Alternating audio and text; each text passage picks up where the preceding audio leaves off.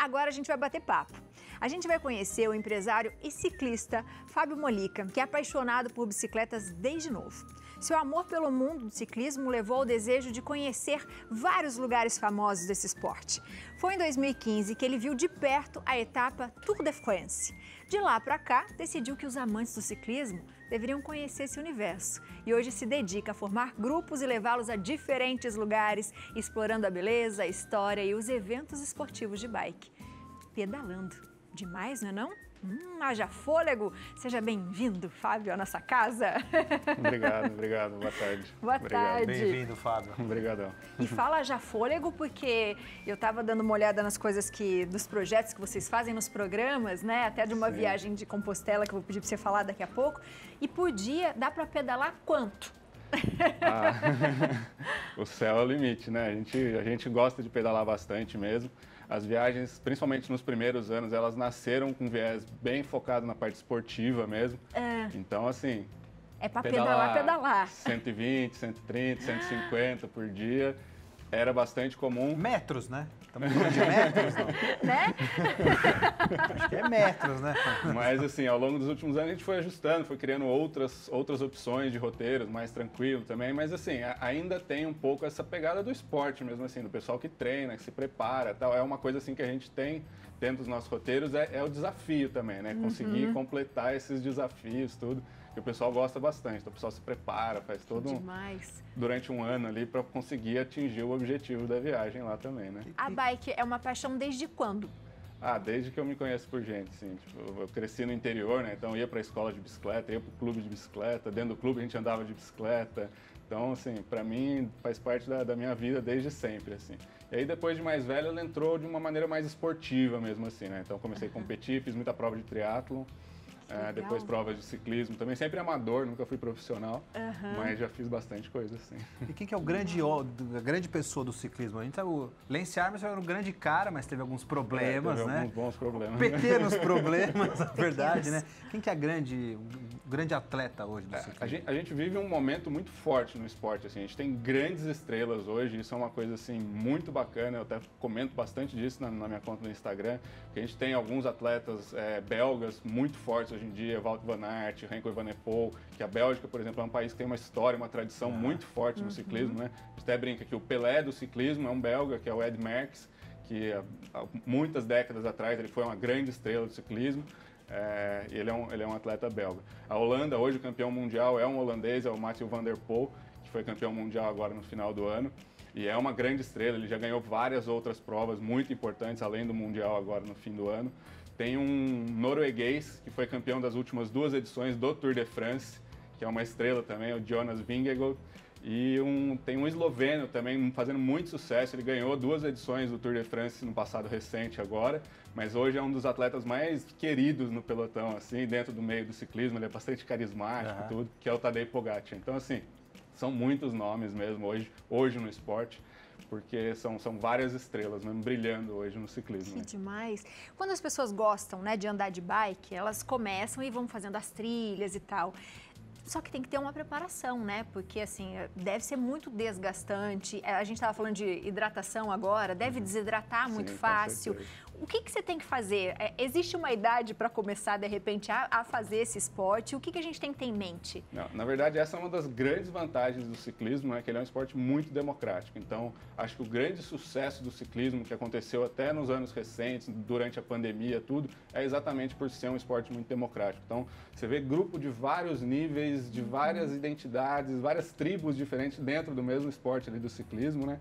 E até a idade não é um fator limitante. A gente vê esse ano que teve o Mundial na Inglaterra, lá na Escócia, na verdade, tinha a prova dos amadores e tinha categoria acima de 85 ou até 85 anos, eu não lembro direito. Tinha um senhor que ele foi campeão mundial na categoria dele. E dentro do ciclismo a gente tem uma tradição, campeão mundial ele veste a camisa com as cores do arco-íris, né? E aí ele vestiu a camisa e ele falou, depois de tantos anos de vida, tantos anos no meio do ciclismo, eu consegui realizar o sonho de muito atleta, que é vestir a camisa do arco-íris. E um senhor já de idade avançada, tudo. Então é um esporte muito democrático. E assim, para começar as pessoas têm que tomar os cuidados básicos de um iniciante, começar devagar, começar aos poucos. Às vezes o ambiente, né, quando você vai começar, você entra num grupinho ali que já é um pessoal mais avançado, tá todo mundo falando em fazer fazer pedal de 90, 100 quilômetros, aí a pessoa quer resolver aquilo em 2, 3 semanas, aí ela não dá conta, e às vezes ela se frustra até e abandona o esporte. Então, começar aos poucos, ir aos pouquinhos evoluindo, ganhando a confiança para fazer cada vez mais tudo, e aos poucos atingindo esses objetivos. Um dia chegar numa viagem também, fazer um roteiro desse desafiador, tudo para as competições, que são muito bacanas também. Que legal. E a alimentação? O que que come? Porque às vezes a gente sabe que algumas atividades não é interessante você comer algumas coisas. E como vocês vão para lugares muito longes, né? Muita montanha, de repente você não vai querer passar mal ali no meio. Então tem que comer algo especial? Ou tem algumas dicas assim? Então assim, dentro do esporte, né, a gente tem muita coisa de suplemento. Hoje em dia o mercado tem muita variedade de suplementos, as coisas que ajudam a gente até na questão de logística, né? Como você falou, a gente está lá no meio da montanha, a gente está pedalando já faz 3 horas, o último supermercado ficou lá no pé da montanha faz 2 horas para trás, então como é que a gente faz para resolver esse problema?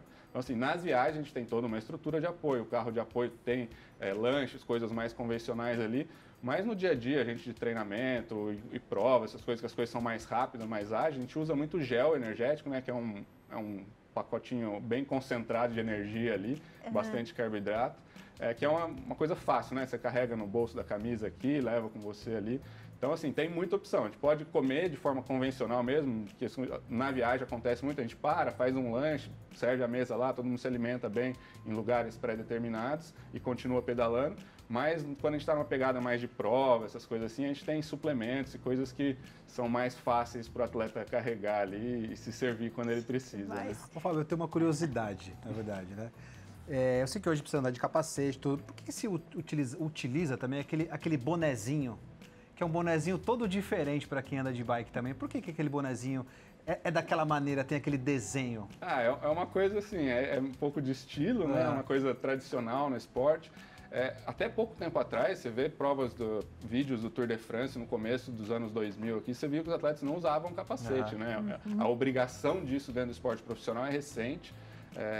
Então, o bonezinho, assim, era mais uma questão de, eu preciso de alguma coisa para segurar o suor, para me tapar do sol e tal. Um boné convencional seria muito exagerado, né? O vento já tiraria tudo, então fizeram o cap que a gente chama, né? Ele tem uma abinha e aí tem a brincadeira, você usa o cap para cima ou para baixo, né? O pessoal brinca. Então, cada um prefere de um jeito. É estilo. É estilo. A gente está vendo vários vídeos aqui, você deve conhecer vários lugares, mas eu sei que você está falando bastante da França. Era um sonho, o que acontece lá? Porque as pessoas querem, o berço, por exemplo, que não pode deixar? Tem uma tradição muito forte por conta do Tour de France, né? O Tour de France é a prova mais famosa, mais conhecida, né, do mundo do ciclismo. É uma prova de 3 semanas, né? Então são durante 3 semanas, atletas todo dia eles pedalam 150, 200 quilômetros. Tem vários perfis de etapa dentro da prova, então tem etapas com muita altimetria, com muitas montanhas, etapas mais planas, etapas um pouco onduladas, tudo. E é uma prova, assim, muito tradicional. Então todo ciclista, todo mundo começa a pedalar, o primeiro contato que vai ter com uma coisa mais profissional assim vai ser o Tour de France. O pessoal vai olhar e falar, nossa, é o Tour de France, é o ápice do esporte. Mas quando a gente começa a conhecer mais e acompanhar mais o calendário de ciclismo, aí você começa a descobrir que existe muita coisa. Então, a Bélgica, por exemplo, é um país que tem uma variedade enorme de provas profissionais, um calendário super completo lá, com muitas provas muito tradicionais, até mais antigas que o Tour de France. A Paris-Roubaix, se eu não me engano, eu não lembro se ela é tão antiga quanto ou um pouco mais antiga, que é uma prova que larga perto de Paris e termina em Roubaix, quase na fronteira com a Bélgica lá. Então, os belgas, eles têm essa prova meio como deles, assim, inclusive são os maiores vencedores dessa prova, são os belgas. E dentro da própria Bélgica mesmo tem várias provas. Tem uma semana ali que eles chamam a Semana de Flanders, tem prova na sexta, no sábado, domingo, aí tem uma prova na quarta, aí na sexta tem outra e no domingo já tem outra, assim, só prova profissional com os melhores atletas do mundo. Então, o mundo do ciclismo para e fica ali estacionado durante um período do ano. E é uma região que, além da tradição do esporte, ela tem muita história geral mesmo, assim, né? Aquilo ali foi palco, assim, de batalhas e períodos muito violentos das grandes guerras, né? Da Primeira Guerra Mundial, da Segunda Guerra. Um baita visual. É quando você vai para a parte mais leste da Bélgica, você tem uma região mais ondulada, né? Com mais colinas, tem a Liège-Bastogne-Liège, que é uma prova muito tradicional também, uma das mais antigas. Inclusive o apelido dela é La Doyenne, que é a Senhora. Se eu não me engano, é uma das provas mais antigas do calendário profissional. Uma região linda, maravilhosa. Assim, a Holanda não é um país assim, que tem muitas provas com muita tradição, tem poucas no calendário, mas é um lugar lindo de pedalar, é totalmente plano, assim, Ai, que delícia. que é um aterro, né? Então ele é totalmente plano mesmo de perder de vista, mas cada esquina que você vira, cada lugar que você vira, você tem um visual diferente, assim, são lugares muito bonitos mesmo. Quando a gente fala de esporte, né, a gente está falando de várias qualidades que a gente acaba adquirindo e aprendendo ao longo da vida, né? A disciplina, a dedicação, a competição, a frustração. O que é para você isso, o ciclismo, que virou você? Tipo, você pessoa, porque agora todo mundo fala, o Fábio que anda de bicicleta, o Fábio que... Como é que é para você? Qual é essa sensação? O que você poderia falar para as pessoas quando a gente escolhe algo que nos dá prazer e que tem tantos benefícios? Com certeza, assim, foi a minha melhor escola, foi o ciclismo, né? Foi exatamente isso que você falou, né? Aprender a competir, aprender a perder. A gente perde muito mais do que a gente ganha, assim, qualquer atleta profissional, todos esses nomes que eu falei, são campeões, assim, de altíssimo nível, mas se você for pegar a carreira deles, eles perderam muito mais do que ganharam. É assim que funciona. Um jogador de futebol, ele erra muito mais o gol do que ele acerta. Então, isso é o esporte, né? Essa é uma coisa que o esporte ensina muito pra gente.